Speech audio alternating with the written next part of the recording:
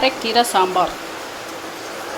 தக்காளி ஒரு தக்காளி, பூண்டு 2, பச்சை மிளகாய் 2, சின்ன வெங்காயம் கொஞ்சோண்டு, 100 துவரம்பருப்பு, மஞ்சத்தூள், சின்ன வெங்காயம், பூண்டு வேக வச்சு இருக்கு, கடுகு, கொஞ்சம் ஜீரகம், வெந்தயம், வெங்காயம்,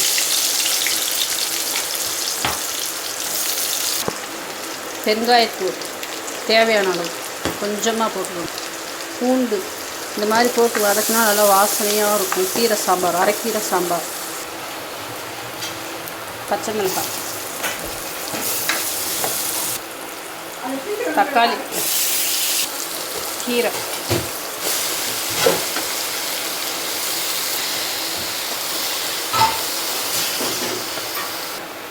தேவையான உப்பு அப்படியே போட்டு நல்லா கிளறி ஒரு 5 நிமிஷம் வேகணும். கொஞ்சமாக தண்ணி வேகிற அளவு பருப்பை கடைஞ்சிரும். பருப்பு போட்டுக்கலாம். லாஸ்ட்டாக 1 டீஸ்பூன் சாம்பார் பொடி, தேவையான உப்பு போட்டுக்கோங்க. இறக்குற ஸ்டேஜில் கொஞ்சோண்டு பெருங்காயத்தூள் போட்டு ஒரு கிண்டி அரைக்கீரை சாம்பார் ரெடி. லாஸ்ட்டில் லெமன் ஒரு 1/2 லெமன் புழிஞ்சு விடுங்க. நல்லா சூப்பராக இருக்கும், டேஸ்ட்டாகவும் இருக்கும். இதையும் போட்டு